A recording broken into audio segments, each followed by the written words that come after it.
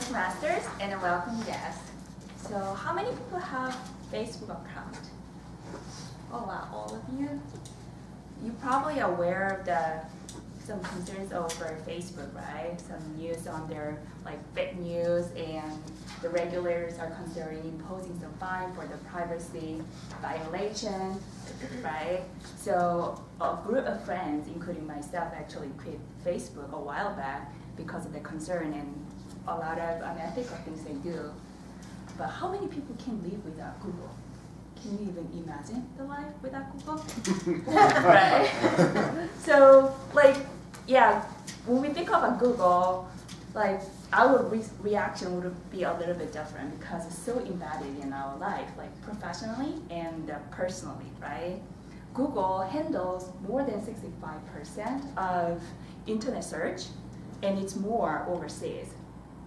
And Google probably say that they're very transparent. And a lot of businesses actually use Google, including mine, using them as a business platform. And there's also user agreement. So, and we all know that when we do search on Google, they're going to give us some information, tons of information actually for free. So our perception is oh, this is doing a lot of good things, giving us convenience. So we kind of think that it's a great company. But at the same time, we know that they're going to find a way to make money. And are you guys surprised when you see some ads or the website that are relevant for you pop up when you are doing some search on the internet? For example, when you were looking for umbrella a couple days ago, and then a couple days later, you see the ads or the website about umbrella popping up, right? It wasn't really surprising. I kind of knew, we kind of all knew they probably trace our data search and then use that to sell it to the businesses that are using our data information. So it's more targeted advertisement. It really didn't bother until I watched this documentary about this gigantic internet company, Facebook, Amazon, and Google. So Google became a winner search engine using page rank algorithm. So different than other search engine, what this page rank does is that it spiders around the internet and taking pictures of the website and analyze all the links around the web pages and use that information to make assumption about relevance. So if you are looking for the information about Abraham Lincoln, Google goes around and sees all the links pointing out the website, and they think, oh, this is the most relevant website. So they're going to present that website to you. So what Google is ultimately is a gigantic compression algorithm. And what it does is it looks around the world with tons of information, and it simplifies it for you and represents that simplification to you. So it's kind of intermediary between the complex world and us. And for example, let's put a term into the search engine. And what it does is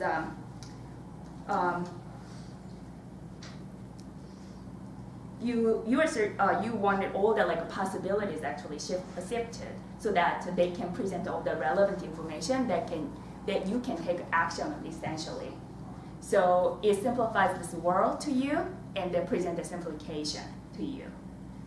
And it sounds amazing, right? It's they are kind of getting rid of all the irrelevant information for us. But the problem is that they are operating under certain assumptions.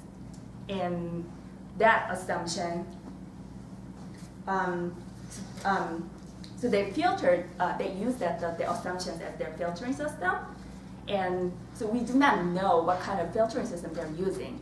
So they're simplifying this information, the world around us, by their own definition. The algorithm shows us all the search results. It was written for precisely specific purpose of doing two things. One is filtering. So the algorithm has to look at all the different data in the website in their index. And it's going to be billions of information. And it's got to make selection, right? So when we are looking for like best dog food, they're going to look around and see like the dog food and the website. But what is the definition of the best dog food? Is it based on the sales amount or the visitors number? Somebody got to make the assumption. And the second bias is going to happen when they're putting that information in front of you. So why they're putting XYZ company on the first page, on the first line, versus second page. And the problem compounds in conjunction with our own bias. How many people actually go over and flip through the second page and third page? Probably not many. I usually go through the first 5 lines in the website and then forget about the other information. So that's what our brain does. But to be fair, we actually want this bias because we do not have enough time to go through all the information available, right? So somebody's got to do that filter system and to present the information that is most relevant. But it becomes a problem, like we do not know what that relevance is really determined, right?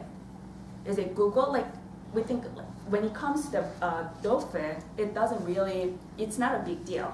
But when it comes to the real question about, for example, like election, when we are asking questions about candidates or the immigration, they're going to do the exact same thing, filtering and the ordering. They're putting the information in certain order.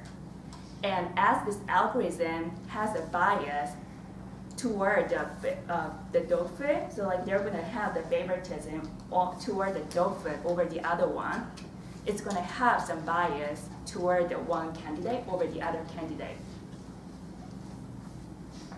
So the system denies or allows more information that they filter by their own categories and assumptions before we even do not know what's going on behind the scene. And the system will filter the world for us that is tuned to our desire in a manner that benefits the people who are building the machine. So based on, and then in addition to that, based on the history of our search, the algorithm is going to present the information that is based on our view.